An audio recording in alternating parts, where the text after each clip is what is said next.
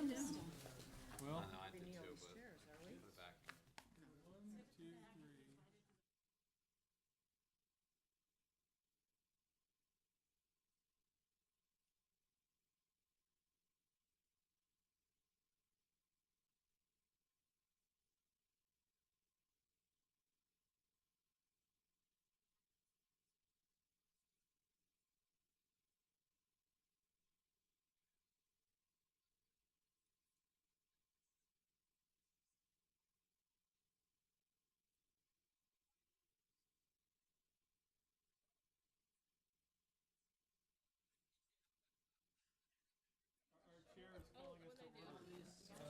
Meeting of the Commons to order.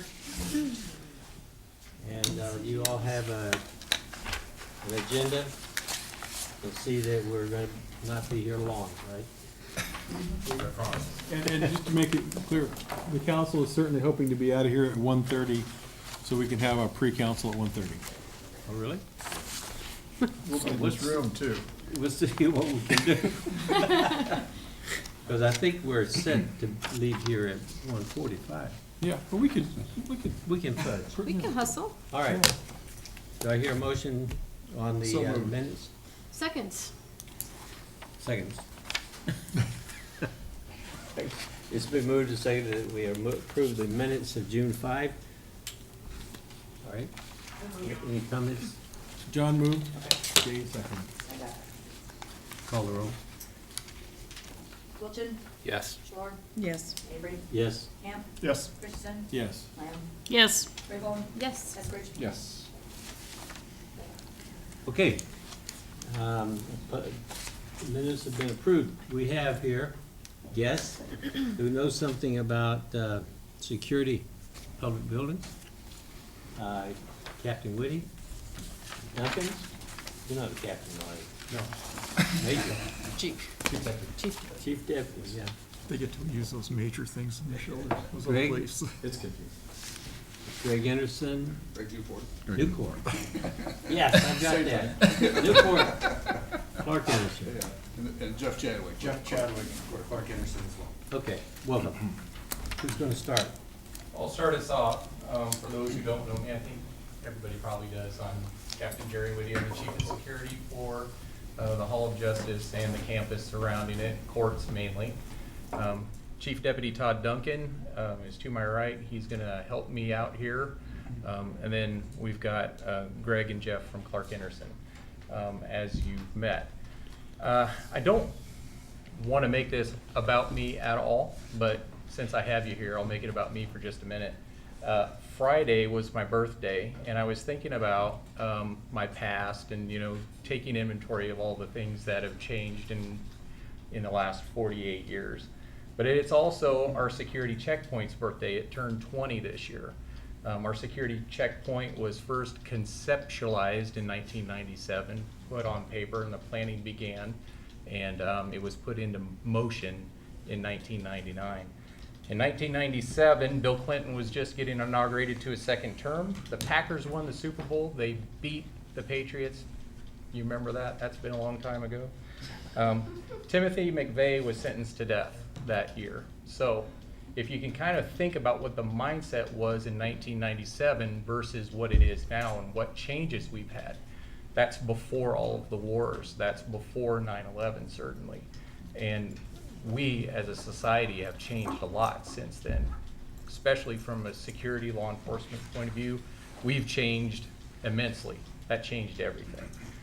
So I'm not going to criticize too harshly those who made the decision to put the security checkpoint where it is and set it up how it is, because in 1997 I think it served us well, and for the last 20 years it has been good for us.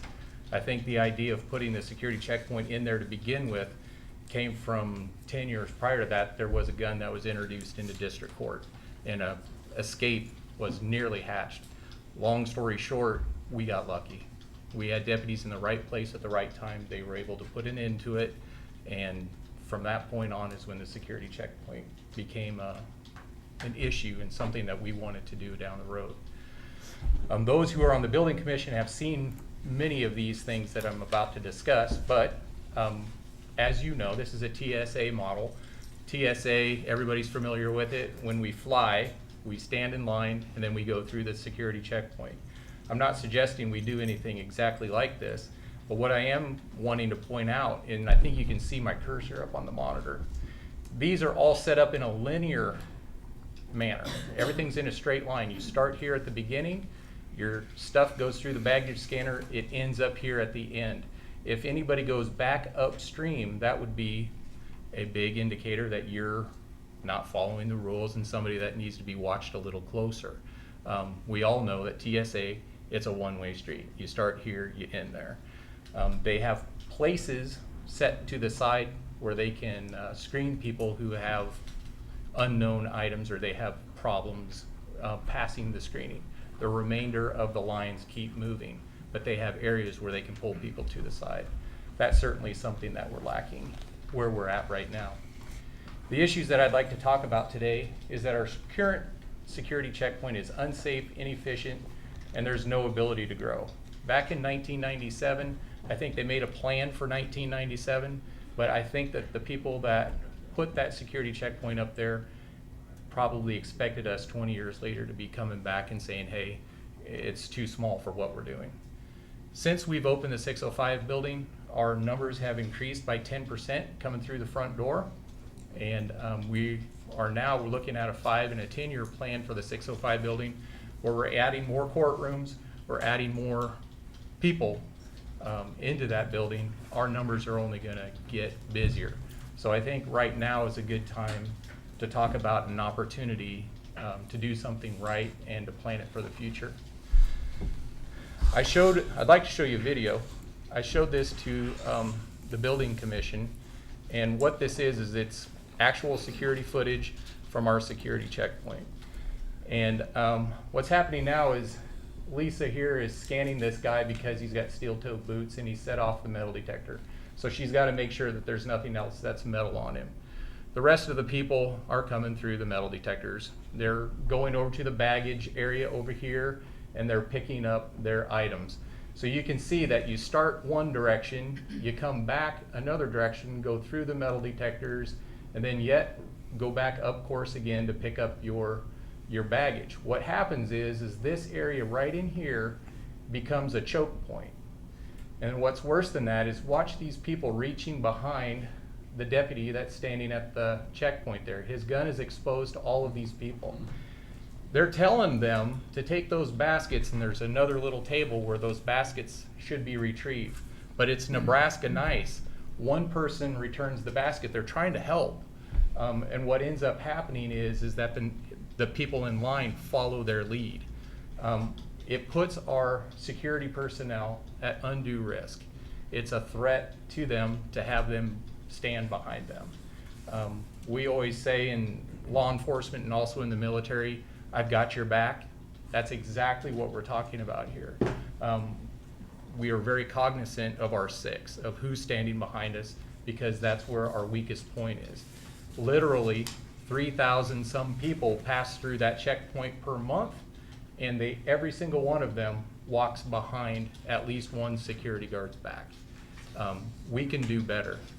And as you can see, everything just chokes up here. I didn't cherry pick a particular video. This is just a random day in July.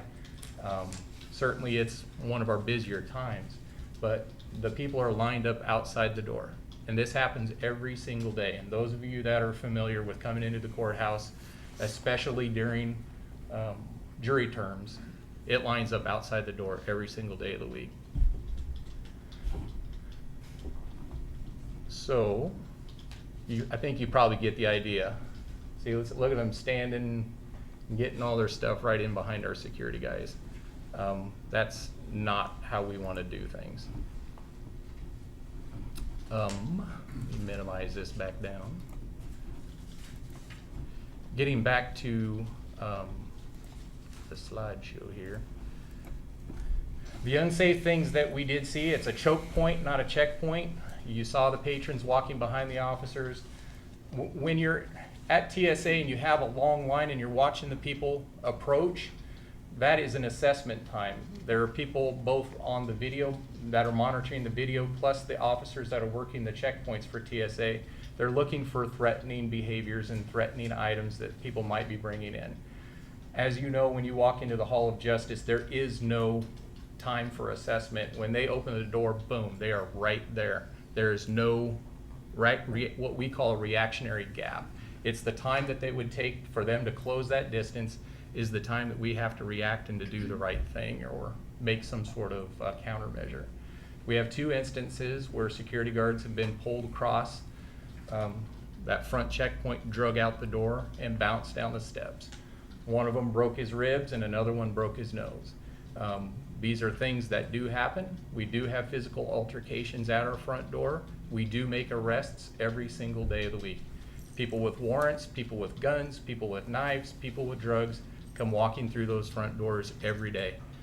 We collect about 300, just below 300, 275 to 300 articles of contraband per month that walk through that door. Generally speaking, it's knives that come through, but we do get all of the rest. When we do have a problem person or somebody that has a knife or a gun, we don't have an area to take them. We have to shut the whole checkpoint down. And so we've got to clear those people and to relieve them of those items. 99% of the time when they're bringing them in, it's a mistake, they've forgotten. But we still need to make sure that we get everything handled correctly. So having an area to be able to hold them in and to solve their problem and let the rest of the flow of the checkpoint continue would be helpful. It's inefficient. You saw it on this video clip several times where the line stops when one person has a false or an artificial knee or is in a wheelchair or has a stroller or has a cast. All those things shut the checkpoint down. If we had additional lanes where we can have more than one magnetometer for people to come in, that would certainly increase our efficiency. Finally, an employee entrance it's a must at this point. So we have 3,000 individual users that come in and out of our building. Certainly there aren't 3,000 tenants of the building. So we have a lot of folks, State Patrol, UNLPD, for a couple of examples. They come into our building and they do business every single day of the week. Those folks have already been identified as people that are trusted. They should be able to come through an employee entrance and be able to bypass security altogether. Certainly, we have a lot of people that are employed inside of our building who are on that trusted list. Ability to grow. Again, I'm not going to say anything bad about the folks that made the plan in 1997, but we do have an opportunity. We can build for the next 20 years, or we can build for beyond that. As y'all know, a security checkpoint is an expensive endeavor, but building it in a way that maybe if we need to expand, we wouldn't have to tear the whole thing out and start over. We can just do modular components, and we'll talk a little bit about that down the road. I've already mentioned that our population is increasing in the Hall of Justice, and then I expect it to go up another 10% in the next 5 years because of the future courtrooms and offices that are going into the 605 building next door. Currently, we have no security in the county city building. We have no security in the 605 building. I think we have an opportunity here to do something for you. Some of the solutions that we've asked the architects to get involved with is giving us some engineering ideas for proper security checkpoint, having the proper equipment in there. And what I would like to be able to do is to make them expandable to all 3 buildings. This isn't a new concept. If you've been to the White House, there is a queue, there's an outside building that you pass through security, which is separate from the White House. The US Capitol has that, the FBI building in Omaha has that. This isn't a new concept. This is kind of what the federal government is going to post 9/11. So if we put our security checkpoint outside the front door, we would be able to accommodate all 3 buildings. And how this is a technology solution versus a manpower solution is that if you ask me, hey, Jerry, today I need you to put a security checkpoint in the county city building. I would say, that's great, we've got the room up there, we can do it. I'm gonna need $100,000 in equipment, and I'll need 2.5 full-time employees to make that happen. That's an average of $60,000 a year, that's doing the math, that's $150,000 a year in employee wages, plus whatever renovations we're gonna have to do to make that happen. The solution that I'm gonna present to you, or the architects are gonna help me present to you, would pay for itself within 10 years. And that it would only be if we did a security checkpoint in this building. I'm suggesting that we could even do a security checkpoint for the 605 building without hiring any more people. This is a current TSA setup. Again, I'll point out the linear way of which the TSA has their area set up. What I like about this is that if you can imagine this line over here on the right-hand side, that's their second screening line. They have a second baggage scanner. But if you kind of imagine that as being a wall, and we only had this line here, the people would put their baggage on the baggage scanner, empty their pockets, it'd go through the baggage scanner, it'd come out on the other end, the bus tubs end up over here, and we'd be able to return them ourselves without having people walking behind anyone. We'd be able to keep all of our patrons in front of us where they're supposed to be. We wouldn't have anybody going back upstream and picking up anything. At the end of the security checkpoint, I would put a seated officer at a desk that would be monitoring an employee entrance. This would also serve as an information desk. So the people that come through security, if they need parking passes, if they need directions on how to get across the skywalk, they need whatever, there's a designated person, information, I'm here to help you, and it's not going to interfere with the workflow and the safety of the officers that are actually inside the checkpoint proper. I'm not asking for a ton of space, but what I need is a straight line. And it doesn't have to be super wide, but just a straight line so that we can get all of our components lined up in order. So, solutions. These are the drawings that the architects have made up for me. This is an overview of the 605, 575, 555. We should be all very familiar with this. Employees park to the south, public parks to the north. We have options A, B, and C. The first option is that if you look in the red, that would be where the security checkpoint would go. If we wanted to have a security checkpoint on the county city building. So we would put it right in front of the county city building. The red that goes across the veranda there, that wouldn't be a box in real life. That would probably be something like a glass wall or fencing that people could walk across there. But they would pass through the security checkpoint at the county city building and then be able to walk across the veranda and enter into the 575 building. It does have the ability where 575 obviously is brown, and then the greenish yellow that's on the end, it could continue around, that wall could continue around over to the 605 building.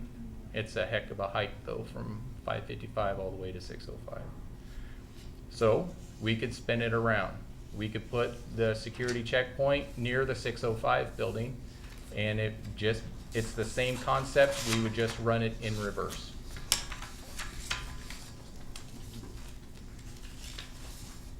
The third idea would be is to put the security checkpoint out in front of 575. What I'm suggesting is we build this building out in front of the Hall of Justice, and we accommodate the folks that are inside the Hall of Justice day one on its opening. If we felt like down the road it was something that we wanted to add the 555 or add the 605 building to it, then we can create these barriers up onto the veranda that give people access to both of those buildings. But I'm not necessarily suggesting that we do that day one. We can definitely do that incrementally down the road. If you think about, again, the last 20 years, what has changed? Can we all honestly think that in the next 20 years, we would be able to predict what the outcome of political events and what public feeling is going to be? I certainly, in my wildest dreams, never thought it would be as tough as it is right now. It's a very difficult time for many of us to be in the chosen fields that we're in. But this time in particular in history is very, very tricky. This is what I would suggest we do. The final options there are side-by-side comparison, A, B, and C. I think that moving the checkpoint closer to the 605 building makes it very difficult for people parking in the north lot. They have an extra 300 feet to travel, and then 300 feet back just to get into the county city building. I think that would be too disruptive. I think putting it in the middle makes the most sense. 80% of the people that come to this campus are in the Hall of Justice. This building here, it's a guess because we've never really sat out front and counted them. It's probably less than 5% of the overall traffic is in this building. The remainder, the 15 to 20, would be in the 605 building. And that building's gonna increase a lot. It would be very, very difficult also to include the 605 drug testing through this way. So the way that I have it set up here and what I'm presenting to you would not include drug testing. It would include community corrections, juvenile probation, adult probation, and then whatever future offices go in there. The drug testing, I think, would require a separate security unit of its own if that's something that they wanted to do down the road. That's a pretty specific animal there. And having your security agents so far away, I don't think would serve the public well. So, I promised Mr. Eskridge that I wasn't gonna be here asking for money, and I'm not. What I'm asking for is your level of enthusiasm. This has been presented to the Public Building Commission. This would be a building commission project. And we're looking for a direction. Certainly, we can just renovate the space we have, and we can probably knock out 7 out of the 10 issues that I've brought towards you. And that obviously would be the most economical method. Certainly 20 years from now, whoever my successor would be would likely be here asking you to do it again. But if we take this opportunity and plan for the future and be able to build for the future, I think this would be a really good opportunity for us. Is there anything that you wanted to add? No, I think that covered it all. We know we're up against a time crunch. The city's got to go. So I guess I want to be clear is that on that bottom option, what we're really talking about is just the red box, understanding that the yellow tunnel or the yellow corridor and the orange corridor are just future options that we could include if we wanted to expand the security to those 2 adjacent buildings. So we're just asking for more space, some upgrade of some equipment that's well beyond its life expectancy, the X-ray scanner, and we are not. So this will not result in subjecting visitors to the Hall of Justice to more security. It just allows us to do our job of checking security with minimizing the hassle to people. We're trying to make this easy access to the public buildings and not have them waiting in lines outside in the elements at times, and just not subjecting our staff to unnecessary safety risks. Question. This is an iconic building. I mean, Capitol environs corridor and all of that, so I'm having trouble envisioning the big red box. Can you guys tell me a little bit more about what you would envision it would look like? It's not a big red box. No, I think you bring up a very good point, and there is a lot of historic value to the facade of the existing building. Our firm designed that building originally, and I'm sure some people would be rolling over if we did anything that would be contrary to the original concept of the building. I think my birthday also was Friday. Pouring it on. More money. And my knowledge of how the world has changed is a lot longer than Jerry's, but I think from the standpoint of security, the original building was not, that was never really an issue to be worried about. And I think what we would do as designers is to make sure that the addition to this building kept in the original concept. As we as sensitive designers would do with any building, that we add on to, is to make sure that we're not disrupting the original scale and pedestrian feel of the building. Jeff is the designer here, so I'm gonna probably let him speak to this as well. But I just wanted to make sure that, we have looked at it, and it really probably is a glass box, that you can see through, and it becomes transparent in its value. Yeah, I think carrying on the same character of all three of those buildings would be vital, and really, the overarching theme of this would be to connect it up with the existing building and make sure that doesn't become something just kind of glommed onto the face. Even when it was renovated to its current state, where there are kind of three entries kind of added onto the front, again, it was carrying on those same kinds of ideals that were done in the original plan. Yeah. So no colors, no bright colors, trying to integrate that in with the fabric of the glass along the face. Certainly we've got a lot of work to do in order to get ADA accessibility, to get the security measures that we've talked about, and to get something that really fits, that would be on the front of the building. I guess I'd like just to add, we did talk to Ed Zimmer about this particular solution, and originally his feeling was we should do either A or B to take it off the center of the building. But as we looked at how A and B are functioning, I mean, beyond just the appearance, but the actual function of what happens there, you are creating some issues with pedestrian access to all three buildings, because you're increasing the distance for people to walk from one end to the other, and that probably is not, a solution that most of the public would like to see. I think they probably prefer to see the option C as the way to get into these three buildings eventually. I think it's critical that when you look down Lincoln Mall, that you're looking at that main entry rather than kind of around the corner. Thank you. Okay, so as I look at this, I'm trying to envision this tunnel eventually, and whether it's glass or whatever whatever it's built. How, if you have to evacuate the three buildings, it looks to me like there might be some safety issues there. So is the plan to actually have some kind of exit that can be triggered in those areas, or?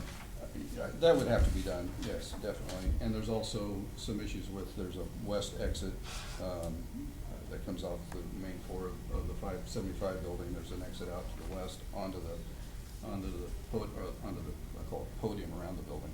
So we've included in how we handle that. We have a solution for how to handle that exiting as well. We don't want to create any dead-end corridors per se. So I think a lot of your entrance and exit vestibules would remain much the same. It would just be access to those vestibules. So that would also allow for employees of 605 and the county city building to be able to use their credentials and scan in and to avoid security. And then those vestibules would be the exit. It's the exit that we currently enjoy. That wouldn't change. We're just, if you can kind of envision the veranda of the front of the building with a glass barrier that would allow people to just walk across the front and not be able to access it from the sidewalk. But there would be after hours access too. So they would be able to scan in, or we could program those locks. For instance, if we had an art show on the first Friday on the art crawl, the doors could remain unlocked after hours and people would be able to have free access to this building after hours. It's not nearly the concern when there's no offices open here. Yeah, and I'm more concerned with getting people out and out to the sidewalk. Certainly. So. Yep, that is a priority of ours as well. Obviously, that's something that we manage daily. Thank you. You bet. I get 2 feet. Yeah. Discuss a little bit about all the other employee or interests we currently have. Okay, currently for the 575 building, we have an employee entrance, what we call the 911 hallway. It's located in the parking garage underneath this building right here. That area is used mostly by judges and department heads. But the thing is that unless you're driving to wherever your destination is, that's a pretty inconvenient exit and entrance for most people to use. An example I would use is the county attorney sits on the county board every time that they get together, and I know they consult with the county board regularly. So Mr. Durbin's not gonna go down to the parking garage and come all the way up underneath and into this building. He's just gonna walk through the front of the building back and forth. So Mr. Durbin may go in and out of this building 4 or 5 times. And there's a lot of other folks with the same sorts of issues. If you go across the street and get a cup of coffee, if you go across the street and you get a sandwich and a salad, you're going in and out of our front doors. So that would be why I would want to add an employee entrance on the front. We don't currently have that. We have the 911 hallway, and then we have on the west side of the building, that's law enforcement entrances only. So we have no other people that have access to those areas. So those would be the secure LPD and LSO entrances. So currently, we really only have one employee entrance, and it's limited to those that have the authority to park in the county city parking area. We also have the tunnel coming under K Street too. Yes, yes. I would say that very few people of the 575 building actually use that tunnel. I think most of the people belong to this building. There are some. I used to park over there. Me too. So, yeah, there are some. Mr. Iskis? Thank you. All right, I'm a little confused. So is what we're talking about here simply replacing what we have now in the Hall of Justice Yes. and not adding a secured entrance to the rest of the campus? Correct. So if given the proper space in the front of the Hall of Justice, I would be able to put in a engineered checkpoint that would be efficient enough that we would be able to add the traffic from County City Building and 605 Building without adding any more personnel. It would be that efficient. That's really how inefficient our current setup is. Okay. If it's set up correctly, we could double the number of people coming through our checkpoint without adding a single human to the payroll. And providing the security then for the other buildings? Absolutely. Okay, all right, that's great, because otherwise we're just treading water. So if we're gonna go to this expense, we need to provide improvements for the whole campus.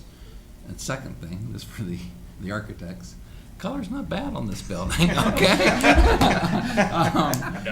And people get confused about which, am I in City Hall, or am I in the court, or the other building, and some color coding might not be a bad thing to think about, okay? We'll put that on the list. Mr. Wills? Well, sorry, Jerry, I didn't know it was your birthday on Friday. Yeah, I didn't tell you. It was a actually secret. toured the building, the 575 building with Jerry, and I wish I would have known. I would have bought cupcakes or something. But I appreciate the information, and as I talked to Jerry, my experience, is, I worked in the federal building for almost 10 years, and I served on the committee that dealt with security for that building. So we had to address a lot of the same issues, but especially when it involves employees. I mean, I understand the argument about productivity, but what happens, and you said it earlier, is Nebraska Nice, is that anytime you create a weakness in that security, it can get exploited. Whether it be a well-meaning person that hold the door open and can't say no, go to the security checkpoint. For those 10 years, I had 24/7 access to that building, but when it was open from 6 to 6, I had to go through security, and I had to be the same level of security that all the other customers in that building did. And it comes back to, and we tried several times, but again, it couldn't overcome the challenge, which is making sure that an employee entrance, you know, that the security was maintained. I really appreciate you bringing that up. One of the points I would like to make is that every insurance company in this town has higher level of security than we do. Every one of them. So if you want to go visit any of those insurance companies, you're going to have to jump through a few more hoops than what we're asking people to jump through. And I think that that's important to learn from, because obviously your insurance people have already done their risk assessments, and they know that they need to be able to cover themselves. And this is something that we need to do for not only our employees, but the patrons that come into this building. We're entrusted with a sacred trust, and we need to make sure that when people come and do business here and do business in courts, that they're going to be safe, that moms and dads can bring their family and they are safe. And this building is an example. We put a sign on the door that says no guns allowed, but really what are we doing to eliminate that? Nothing. People can still walk in, and a security checkpoint would eliminate the guns physically being brought into this building. And I know for a fact that it's happening because it happens next door. We collect guns over there. It happens. People bring them in there, they'll bring them in here. Thank you for your presentation and creative thinking. It's my wedding anniversary today, so I don't know if you can get something. All right. So, thank you. Last Wednesday.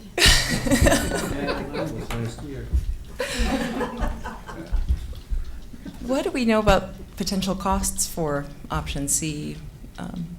Do you have any rough estimates for us? We have done some rough calculations, and I just expressed to Jerry this morning that I'm finishing it up. It'll be between 2.5 and 3 million, I guess, to do all 3 buildings under one One scenario, option. One option. That's everything. That's That does not encompassing. include your equipment. Right, Sorry. encompassing all 3 buildings though, not just Construction of not just the red box with the idea of doing something more in the future. That would be doing They're gonna be everything. tunnels, aren't they? Yep. And that sort of financing mechanism through the Public Building Commission is bonds that the PBC issues, is that right? It's the existing, Tight spot on that. it's the existing bond for operations, correct? I'm not sure if we figured out No, we just haven't yet figured where we that get out. the funds. What? We can't issue new ones because our mill levy, or either it's gonna be higher rents. It would have to be through a rent to the different departments, which then reflected in the county and the city budgets. So there's potentially expiring bonds that would help pay for it without increasing costs? We don't know. As I recall, We're not generally sure. speaking, it's not gonna be huge amounts. So there's math to do. But then the other questions I have to do with, if this were to happen, then you mentioned 24/7 access through this new security checkpoint. Would that enable that safety screening to happen for people attending council meetings that go late into the evening? Would there, or would it only serve the purpose of allowing people who are pre-identified as safe as coming through that entrance? I would think that what we're trying to do here would be Monday through Friday, 7 to 5. And that the council meetings, for example, they do have a sergeant at arms that's currently stationed there. We would still revert to that same sort of security measures. I think it gets very complicated when we say, you know, 1 week or 1 night out of the month, you're gonna have to stay till 8, and how does that work with scheduling of people? Yeah. I'm not really sure, but I think that the concept would be, is that 7 to 5, Monday through Friday, after hours, weekends, those sorts of things, which affects 605 building probably the most, because they're even going in on holidays. They would have to be either programmed in or scanned in. By programming, we can program the locks. The technology is already here. The locks of this building currently are programmed to unlock at a specific time to allow people to have access for council meetings, for example. I think we'd be open, though. I understand where you're going with that, and if we have all this infrastructure and this investment in enhancing security, I'm sure we could look at what kind of staffing would be required Yeah. to operate that on certain special nights of the week Yeah. that have increased safety needs or security needs. I'd appreciate that. I mean, I will never forget the time that one of us, our knees knocked the little alarm under the place where we sit. It was Trent, I think it was Trent. They cleared all the council members out of the chambers. None of us knew why. We just were quickly ushered out. And if there actually had been a security threat, well, that meant everyone who came to the council meeting was still in that room with the risk. That doesn't seem right. And I don't want people who come to our meetings to be at greater risk than any of us. I know that you attended my safety brief for the council, and I appreciate you doing that. And certainly I'm committed to making sure that you guys are safe. Yeah. I did make a promise at the beginning of this presentation that I wouldn't be asking for any more Yeah. human beings to make this thing go. And I share Chief Duncan's thought that we can do this and we'll work something out. I would just put a little asterisk. Hopefully we could get it done with our current staffing, but to have after-hour staffing, I mean, that takes people. So. Point of reference, the longest meeting was till 3:45 a.m. when I was chair. Well, So it ran them up. Really keep on the chair seat. Yes. This meeting will not even come close to that. Todd? For the interest of time, I'll forego my questions, but, yeah. I just wanted to point out one more thing, though, is that this building in particular seems to have not reflect current reality, in that the garage entrance underneath is largely unsecure. I mean, you can crawl under, walk through. I mean, anyone who wanted to try to do some damage to the building wouldn't have much of a barrier.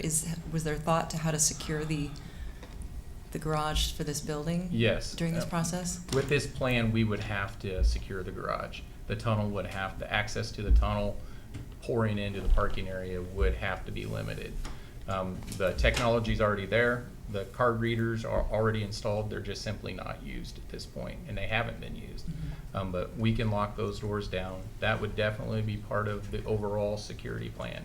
And I'm really glad you brought that up too. If you think about what's in this building, obviously the mayor is here, and it's important to us to make sure that his office is safe.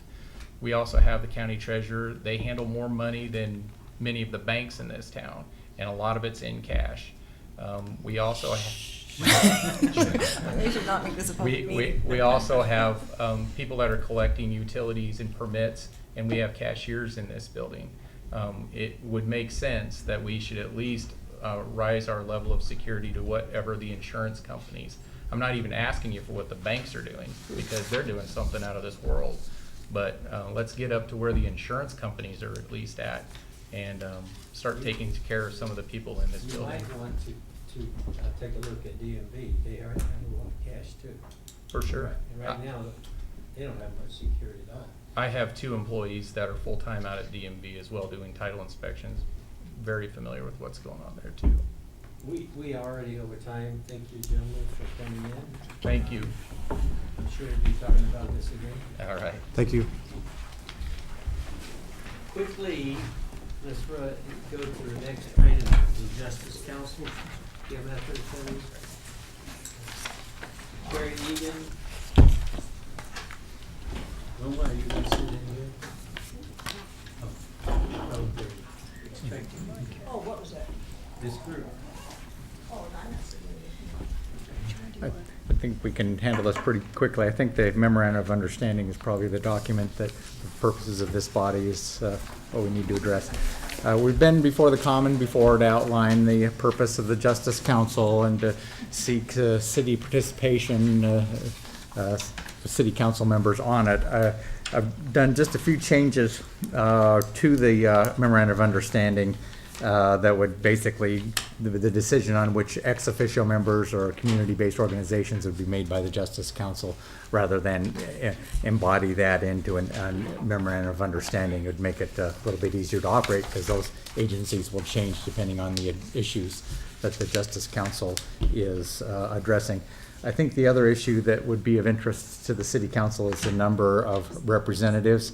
as originally conceived and drafted, it was one city council member as part of the voting body, and the questions come up, well, should it be two? There are two county board members, and as presently drafted, it would be one. So I think that would be a decision for the city council, is what would be the city council's preference on that, and I think that would be a city council decision. Well, and I just want to point out one thing about the two members from the county board. One is the county board chair, and the other one is the chair of the Board of Corrections. So that's how we make that determination. That probably- It's not part of our normal round robin that we go through at the beginning of each year. It's established that it's those two individuals, regardless of who they are.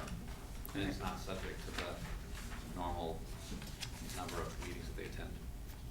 That probably should be noted.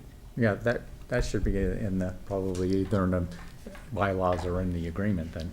And if I could follow up with regards to membership, the Justice Council did just meet on Friday, and we spent a significant amount of time talking about mental health issues with regards to those in incarceration. And in thinking about it over the weekend, I think it would behoove us to include Region 5 representative as a member of the Justice Council. We talked a great deal about services and funding for services, whether or not they're a voting member or just an ex officio capacity.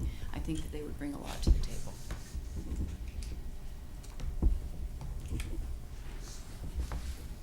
You have more, Carrie? No, that's really all that I would have, and there'll be some changes to the bylaws, so we'll have some core organizations, which Kim Atherton especially says these are the people she works with the most, but the Justice Council would have discretion in the number of community organizations that would sit ex officio.